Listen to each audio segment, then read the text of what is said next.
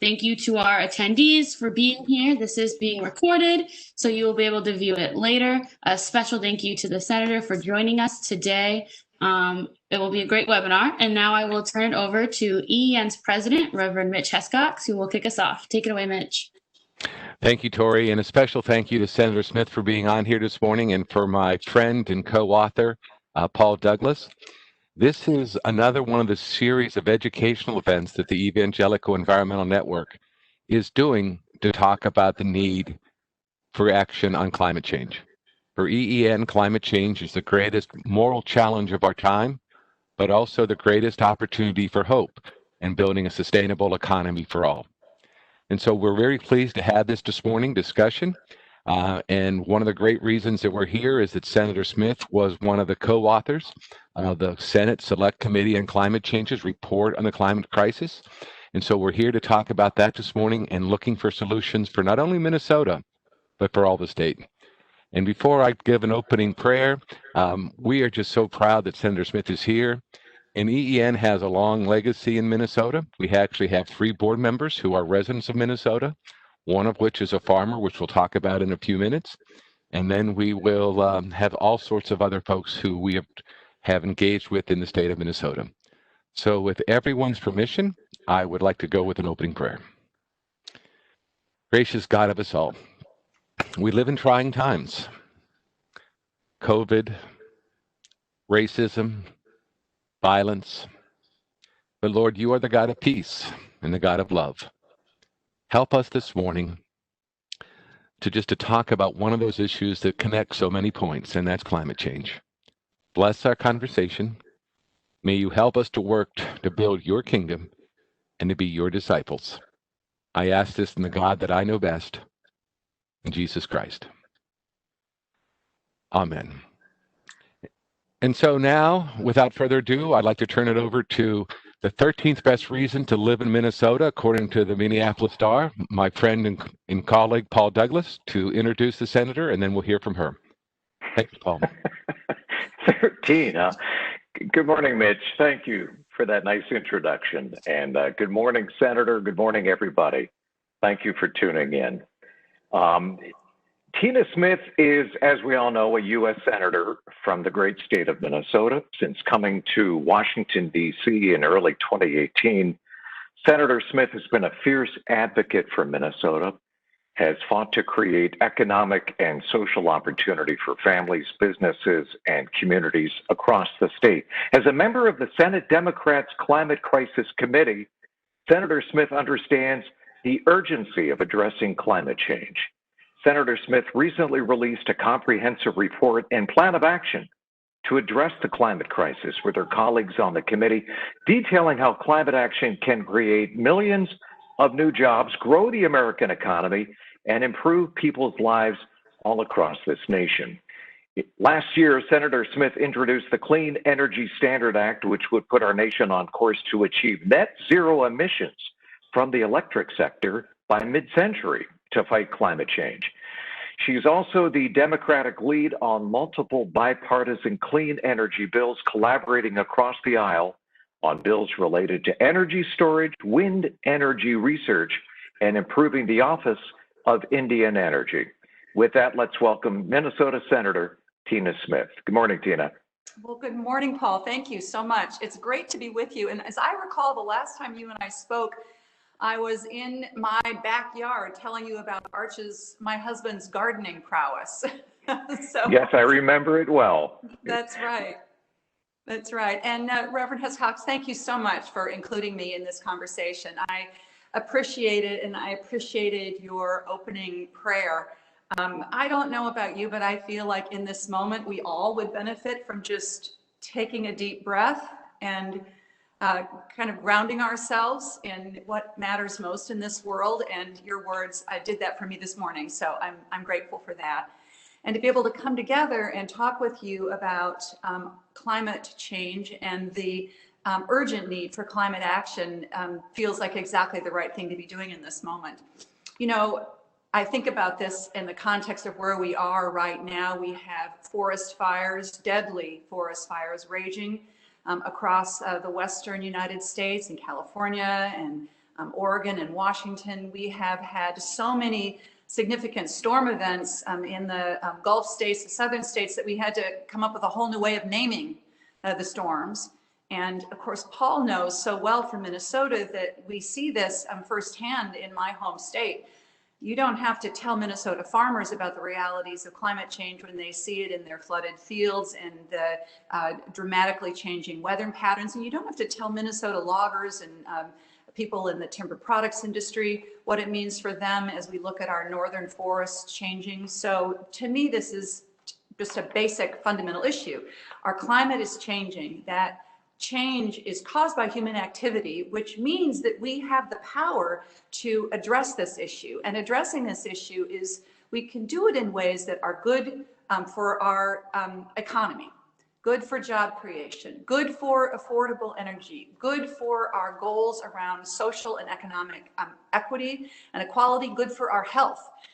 Too often, I think the discussion around climate is couched in a kind of a negative, that we have to give things up, we have to stop doing things that we want to do, we have to sacrifice. And I mean, don't get me wrong, it is complicated and we need many, many solutions in order to address climate action, but we can do so in a way that creates opportunity rather than limits opportunity. And in fact, I think a lack of action is the thing that will limit our opportunity for the long run, especially as we think about the disproportionate impacts of air pollution and climate on communities of color, disadvantaged communities, low-income communities. So to me, this is an urgent issue, and I'm just so grateful for your leadership on this and really excited to have this conversation. I want to just say a little bit about the Senate Select Committee on Climate and how we approach this work, because I think it illustrates the way that we should be approaching our work generally. The whole process for putting together that report, we actually took about 1.5 years to do it. We held a variety of meetings, received testimony from a broad range of groups, from actually from some conservative groups, from labor groups, from communities of color, from people that are taking action at the grassroots. We heard from utility companies. We wanted to be able to listen to everybody. I think that's something that we should do more of in Washington, D.C., not just listening to the people that already agree with you, but listening to people that you actually can learn something from because they bring a different perspective. And these conversations were incredibly, incredibly helpful. We also listened to folks who are, in tribal communities as well. Indigenous people are also significantly impacted by climate change. And so the book, the report that we put together covers a whole range of issues. What I want to just highlight a couple of things here. The report found something that I have been talking about actually for quite a while, which is that when it comes to addressing climate change and taking climate action, the United States can lead or we can follow. And if we lead, we will be able to be on the forefront of the job creation and the innovation and the technological advances that will put us in a much better position in 10, 15, 20 years, rather than sort of burying our heads in the sand and ignoring this and pretending that it will go away, which it won't.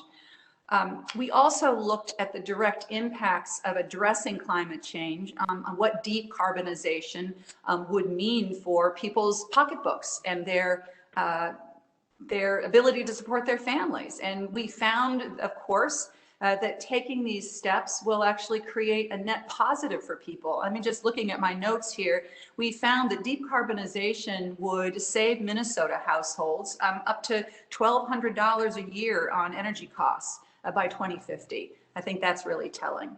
And we also looked at how addressing climate would address the deep needs that we have in our community around racial justice and social justice. And found from all of the conversations that we had and the research and the science that we looked at, that we can address the impacts of climate and air pollution on communities by taking this action, and that will be good for all of us. So I am very excited about how we can move this forward, how we can build a big coalition for change in the United States Senate and all around our country. I'm really grateful for your leadership and your work on this and coming up with ways of talking about this that are bipartisan or even nonpartisan, just as we would address any other, I would hope, major crisis that we would face in our country and on our world. And I as challenging as this is, I want to I'll stop by saying that I continue to feel optimistic about the possibility of this, and don't overestimate how quickly we can start to see change and we can start to make improvements by the actions that we can take, both broadly as a society and also the actions that we can take individually. So I'm looking forward to this conversation so much. Thank you very much, and appreciate it. Thank you very much, Senator. It's great to hear that. And I think from EEN's perspective, looking for that opportunity of hope is something we have to really be talking about.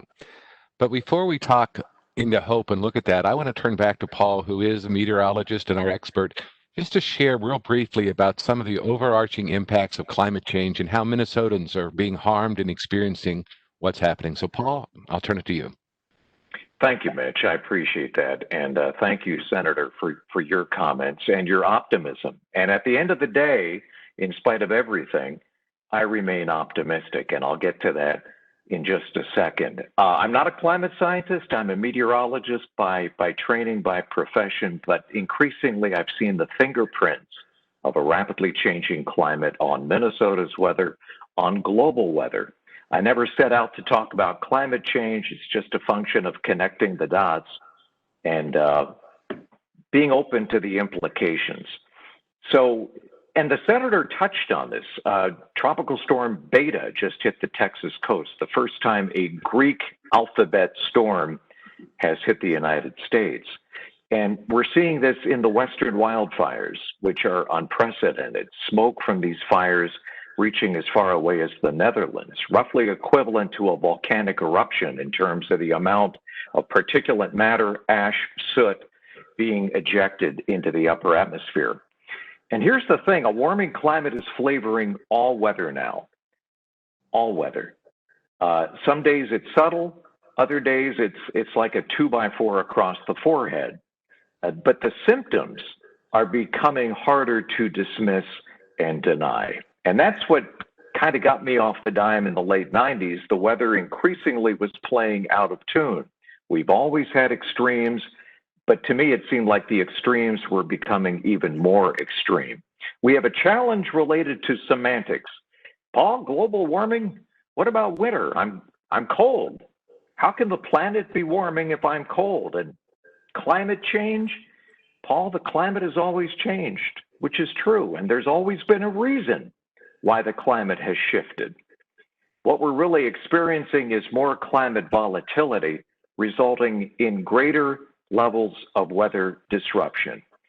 Translation, the extremes, which have been here since the dawn of time, the extremes are becoming more extreme over time. Minnesota has warmed about 2.9 degrees Fahrenheit since 1895.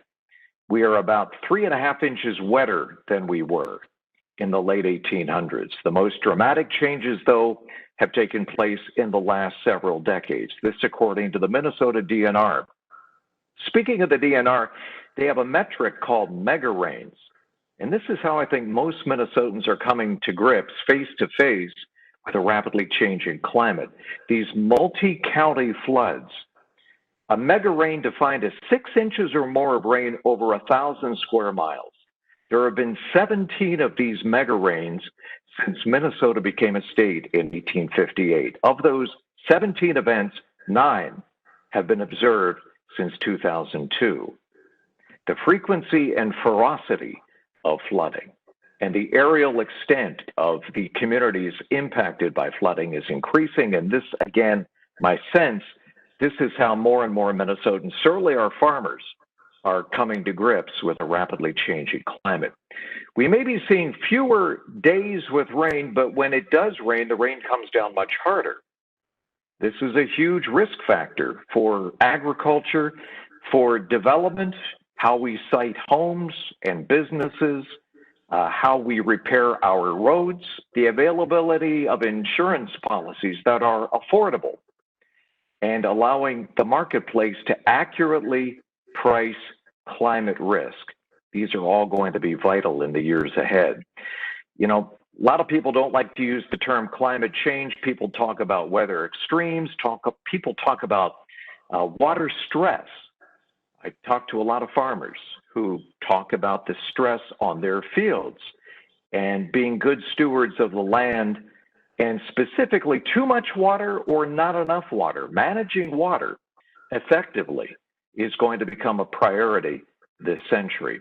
The warming signal in Minnesota is most pronounced not during the summer, which is a little counterintuitive, but during fall and winter.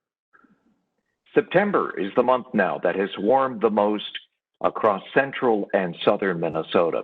During the winter months, 5.7 degrees warming in the Twin Cities just since 1970, 5.7 degrees.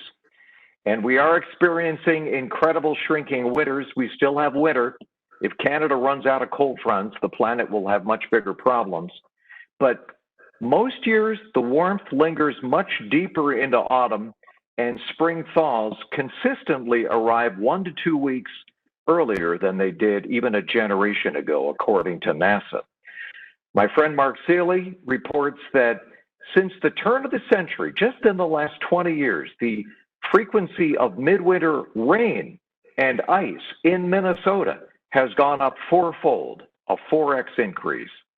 Our growing season is longer now, consistently 2 to 3 weeks longer. That's an opportunity, but it's also a threat. How we handle new pests and invasive species. The Twin Cities are now in Climate Zone 5. Climate Zone 5.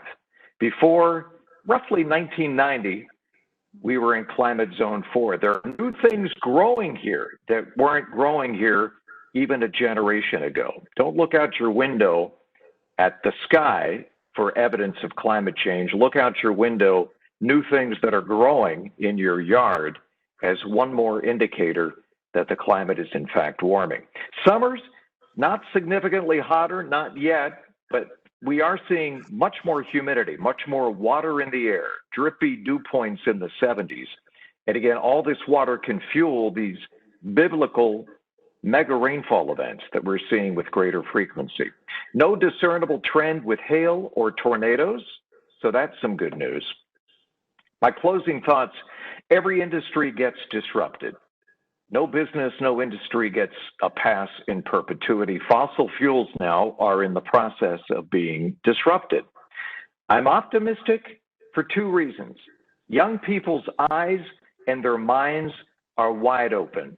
They see the trends. They are not in a state of perpetual denial. The costs associated with clean, non-polluting, renewable energy are falling faster than the costs for oil, gas, and coal. Wind power, a 65% drop in costs over the last 10 years. Solar, an 80% drop. Energy storage, these big batteries that we need because solar and wind is intermittent so that we can have the juice we need, even when it's cloudy, even when the winds don't blow. A 76% drop in energy storage in 8 years. The arc of technology is bending toward cleaner, more sustainable sources to keep the lights on, keep people employed, and power the economy. I'm on my 7th weather technology business. The data is the data. If I ignore evidence, data, and trends that make me uncomfortable, I will eventually, maybe quickly, go out of business. I'm a Christian, but faith or no faith, actions have consequences.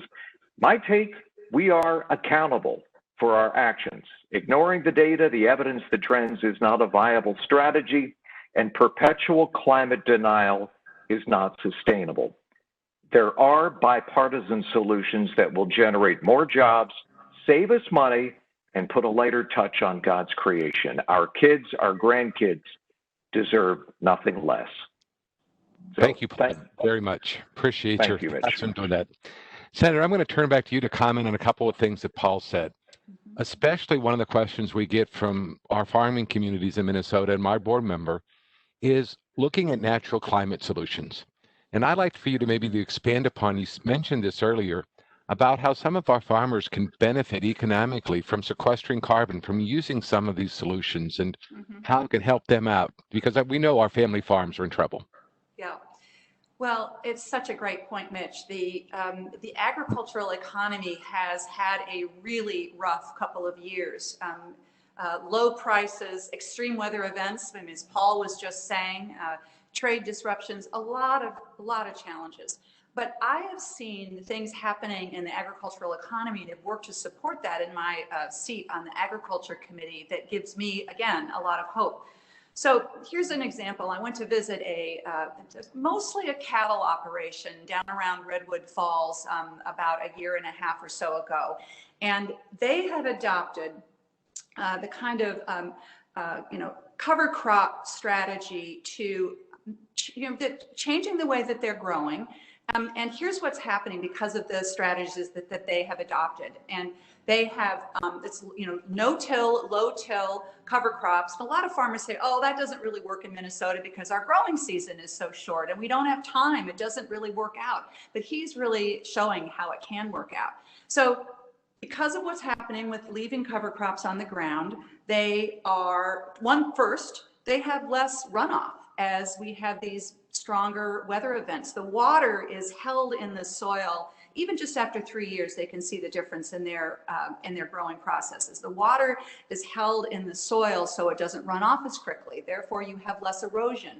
Therefore, you have improved water quality in the streams that their children and grandchildren want to fish in and swim in.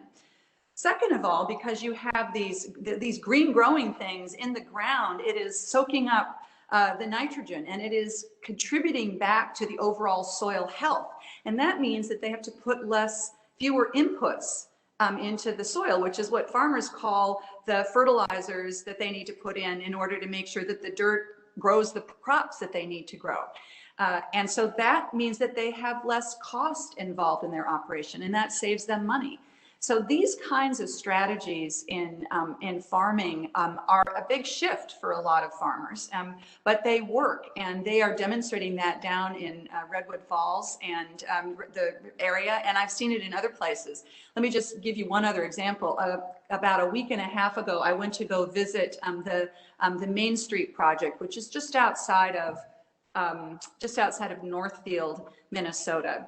And what they're doing there is really inspiring. They are taking farmland that was kind of marginal farmland for row crops because it was too wet, and they are reclaiming it. And just in 3 years, you would be amazed at the difference in the living things that you see around that farm. What they've done is they've turned it into more food production. They're growing calendula, which is actually, they're making more money per acre on calendula than farmers who are growing corn or soybeans are making. You see, miller moths, and you see bees, you see pollinators all over the place. And the ground is healthier, it is more productive, even in just a matter of a couple of years, and they're making amazing progress. All of this contributes to the kind of the technical language that we use around carbon sequestration in the soil. And I'm really proud that some of the work that I did in the last Farm Bill supports that kind of new farming technology. And the University of Minnesota has been really on the cutting edge in advancing this as well. So that's what the future could look like. Well, thank you so much for that. I'm going to do a drastic shift from the farming community to urban communities and even the tribal communities. We as Christians, especially evangelicals, are commanded by Jesus to care for the least of these. One of the things that Paul mentioned was the increase, especially in the Twin Cities area, the heat index increasing. And I'm very concerned, and I'm sure most of our viewers are, about the rising temperatures and the affordability of air conditioning and energy efficiency in both those urban areas and also the other impacts in the tribal communities. Could you share how your report addresses that, looks at that, offers solutions? Yeah.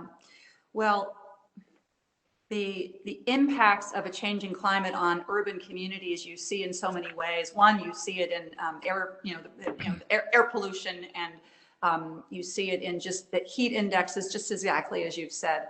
So what our report said is that we need to make investments in resiliency, and we need to make sure that those investments go disproportionately to the communities that are disproportionately affected by air pollution, by climate change generally. 40%, we say, of the investments and the improvements need to go to those communities. Now, think about what impact this can have on the lives of people when you do this kind of work. Let's just take one piece, which is, what if we made significant investments in improving the energy efficiency of buildings in low-income communities, communities of color, tribal communities. Think about what that would mean. Okay, so one, that creates jobs, and if we do this correctly, that creates jobs in the community, good paying jobs to retrofit buildings, to reconstruct where we need to reconstruct. This could be schools, it could be apartment living or homes that people are people are owning to be able to improve their, lower their utility rates and lower their energy usage and improve the work that we need to do around the climate. I've had a chance to visit some of the local community-based groups that are installing solar panels and on top of churches in North Minneapolis and commercial buildings on Plymouth Avenue in North Minneapolis. And they are moving towards a place where they literally own their own power in order to be able to have more energy efficiency, more more renewable energy, and that is really exciting. That is very cool. And I know we're starting to run out of time, but I have one quick other question for you before I ask you for some final comments. We're very concerned about human life at EEN. And one of the statistics that we talk about is around the nation today, somewhere around 190 to 200,000 people die every year of soot, PM 2.5. And if you look at the economic cost, that represents, in government statistic numbers, about $1.45 trillion a year in lives lost. To me, that's a good incentive of how much climate change and dirty air and water are costing us, and really provides an opportunity for hope that we can afford to address climate change. And I would like to, maybe your thoughts on that question. Well, it goes to show that we too often think about the costs and consequences or the sacrifices supposedly of taking action on climate when we don't think clearly enough about the costs of staying on the current course that we're on. And you just made that point so beautifully. If we address climate change and the air pollution and the soot that is negatively impacting people's health, causing asthma and all sorts of other respiratory diseases, our report found that we would dramatically lower healthcare costs in this country, and also address the deep inequities and disparities in health outcomes that we have in our society between low-income people, people of color, indigenous communities, and white people. And so that this represents another big opportunity if we take this step in terms of improving human health and actually saving money. And we haven't talked a lot in this conversation about the power of market forces creating incentives so that the market forces can move us on the right path. And I think that this is just another example of what that can look like. Senator Smith, there is about another hour's worth of questions I would love to talk to you on, but your staff told me that we could only have you for 30 minutes this morning, and we're quickly approaching that. So first, I want to say thank you, and special thank you to my friend Paul Douglas for being on here as well. Do you have, in the 30 seconds we have left of your time, do you have a final word for all of us and for especially those in Minnesota? Well, I would say that we know that we need to take action on climate change, and that the opportunities to make a big difference and make an urgent difference are right in front of us. I would say to everybody out there that just remember, worry is not a strategy. Sitting and worrying about this is not going to get us anywhere. Action, finding the path forward is absolutely the way to take to move us forward. And I always say I'm an optimist, and I try to also be a realist. But if you're not optimistic, if you don't think that you can get us there, you never will. And that is what drives me every day. So I'm so grateful for your leadership on this. Thanks so much, everyone. Thank you so much. And my final word is that climate change is the greatest moral challenge of our time, but it's also the greatest opportunity for hope and building an economy that works for every single person. Senator, thank you so much. Paul, thank you so much. It is just a pleasure and an honor to have you on with us this morning. Thank you again. Thank you so much.